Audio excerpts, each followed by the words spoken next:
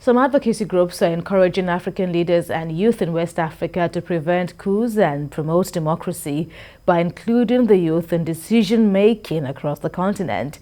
And this was disclosed at an event to commemorate democracy in Abuja. Maria Mohammed has more. Military coups in Africa were very common between 1960s and 1990s after the independence of most countries on the continent. But over the years, such ousters have reduced, with most of the countries transitioning into a multi-party democracy. Most of these transitions were due to a massive opposition of unconstitutional changes in government, both within and outside these countries.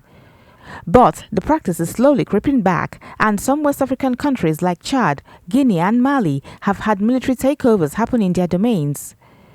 ECOWAS leaders are worried and determined to halt this trend. They now invoke Article 45 of the ECOWAS protocols and suspend any leader who unconstitutionally seizes power. Nigeria has become the bastion of democracy and often takes the lead in challenging forceful military takeovers on the West African sub-region. Some advocacy groups say this should not be taken for granted and have started to mobilize and sensitize youths on the need to get involved in politics, as it is the only way their voices can be heard.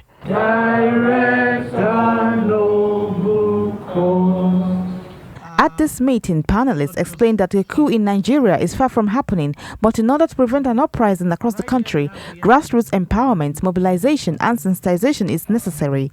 They argue that if government carries citizens along in all policies, democracy will be sustained and the nation will be developed. Appropriate mode of governance that will be in tune with the reality of our socio-economic development, the reality of our cultural involvement, and also the circumstances of our situation.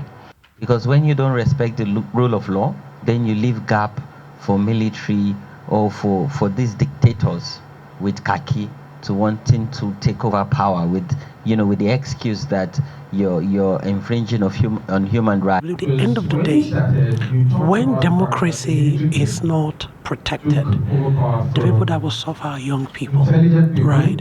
And moving on to 2023, we're going to be having this conversation. They urge the youths to realize their importance in nation building, as their input matters a lot. Quite a number of things that led us to where we are. One of the lies is politics is dirty, as Doctor has observed. Yeah. Politics is a dirty game. But farming is a dirty activity as well. Yet people farm and make money out of it. Yeah.